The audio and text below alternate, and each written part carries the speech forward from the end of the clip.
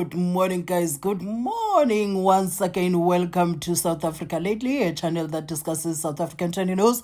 We do, however, grab here and there from international news. When it is trending enough to be brought here, please do understand that I'm not a politician.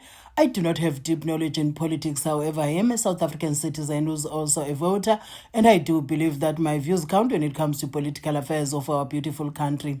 So President Cyril Ramaphosa was answering questions yesterday in Parliament. So he spoke about many things. The Agoa also spoke about Elon Musk, spoke about giving land to the people as well, and also told Julius Malema, don't get into the business between me and my minister. And you realize when they are really not engaging politically, Julius Malema and President Cyril Ramaphosa, that there is genuine love between the two men. That's honestly, look at just Julius Malema all the time when the president is addressing him seriously and they are not engaging heavily politically. You see the genuine smile from Julius Malema. So those two love each other, man. That's what I'm saying. I'm hoping one day they'll find each other. I'm talking about President Cyril Ramaphosa, former President Jacob Zuma, and Julius Malema. That will change the face of South Africans in this country, the way we are viewed. As long as there's that division between these three, I'm not gonna be happy. I am not saying I am happy with being led by the ANC in its form. I am praying that they see that the times are different. They no longer have that time to be squandering the state funds and not focusing on service delivery. That is my prayer. This is the NTSIKI that would like to see. You see me, hey, as I always say, AFRIFORUM has changed a lot on my side. I cannot believe the things I say today. Before I allow you guys to watch the video clips of the president, let us read. I have spoken to Mr. Elon Musk. Yes, Telecom Minister Ronald Lamola has either been on occasions where I have met with Mr. Musk. If you want to know, we were together with the Minister of Trade and Industry and met with him when I went to the United Nations General Assembly last year. We continue to engage with a variety of people through diplomatic channels. Ramaphosa responds to EFF leader Julius Malema whether he had met or had a conversation with Elon Musk. Thank you, Deputy Speaker. Mr. President, I don't know wittingly or unwittingly, when you were answering the question about our relationship with the USA, not once have you mentioned DERCO or Minister of International Relations. And this is as a result of you having met Elon Musk during the UN General Assembly and knowing very well the views of Elon Musk about South Africa, racist, white supremacist views about South Africa, which led to you meeting him because you thought you were going to clarify those issues.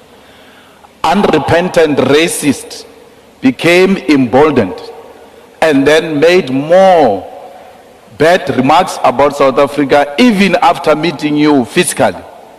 You still saw a need to go outside the diplomatic channels and made a contact with an individual, not using diplomatic relations or mechanism within which we resolve diplomatic disputes as South Africa.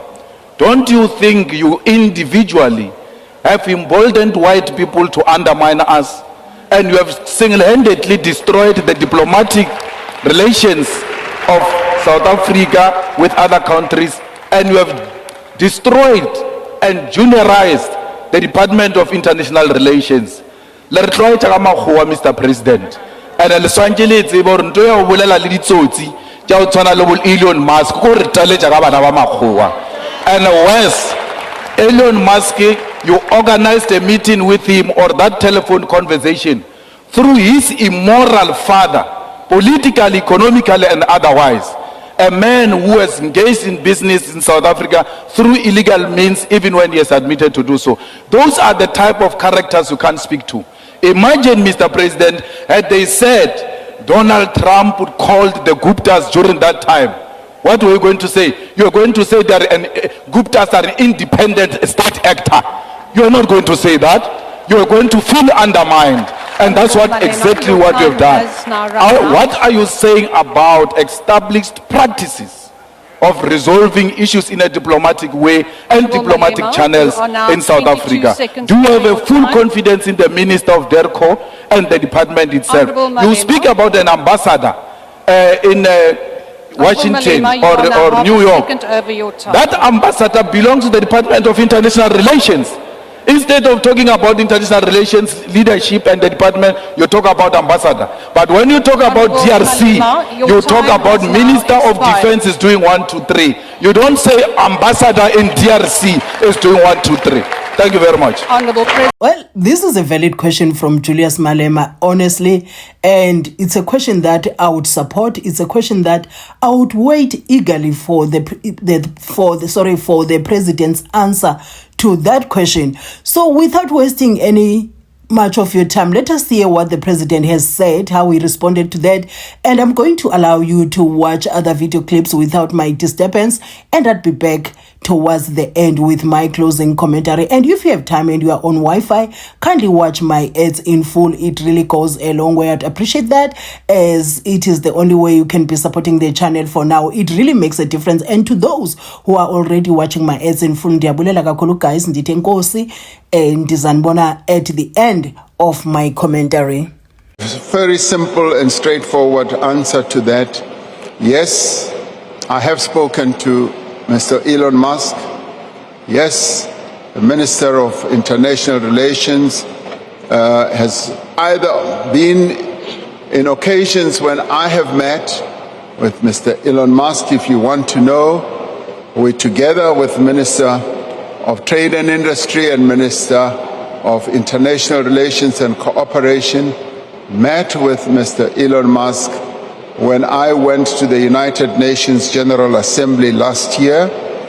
He came to my hotel room and we had a discussion, and the discussion revolved around his would-be investments. So did I speak to him? Yes, recently the answer is yes. And this we do because we continue to engage with a variety of people through diplomatic channels, as well as we engage with them through various constituencies in countries that we have relations with. And as I've indicated through this conversation that I had, we were able to have a discussion on what was a mischaracterization of what was being said about our country, and he being a person who is quite, I would say, influential, whether one likes it or not, as we interact with various people, business, academic, research, or otherwise, we do interact with people who we believe are able to discuss issues with some people in very official categories. So we do talk to non-state actors as well as state actors.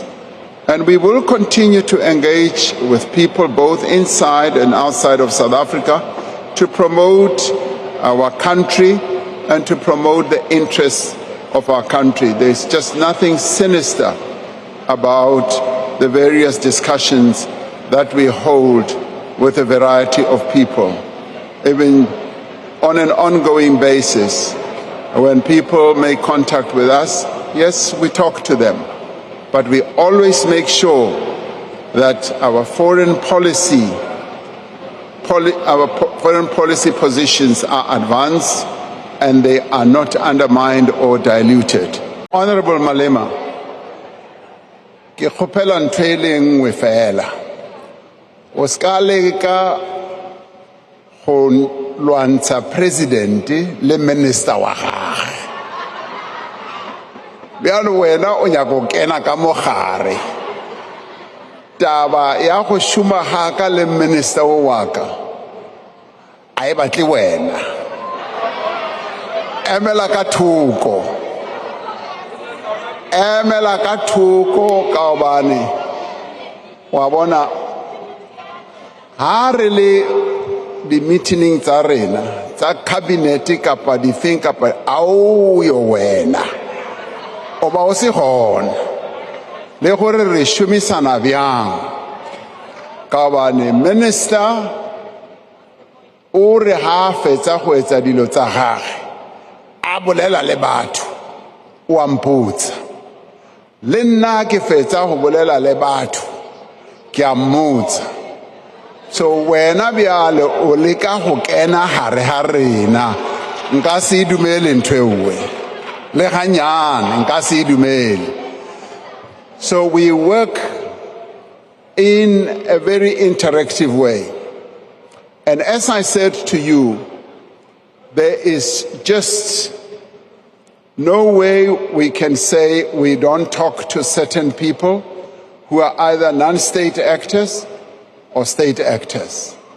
The discipline that I have always followed, if you care to know, is to always keep my colleagues informed, and they always keep me informed.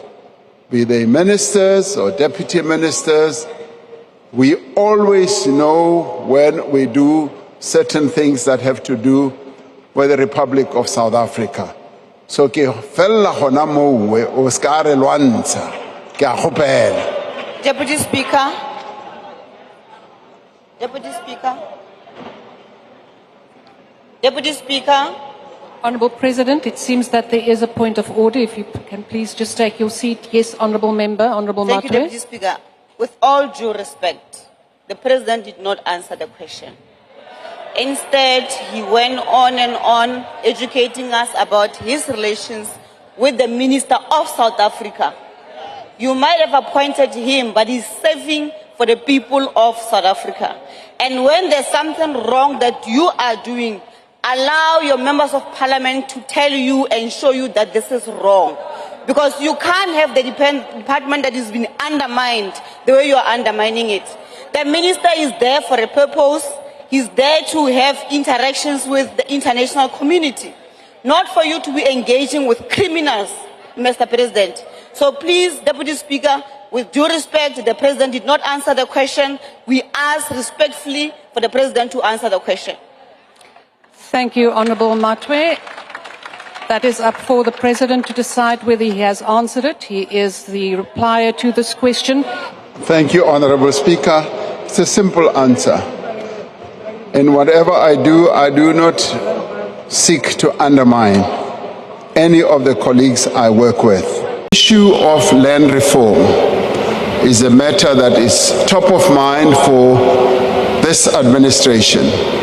And through a variety of programs, through a variety of initiatives, we are fostering this objective.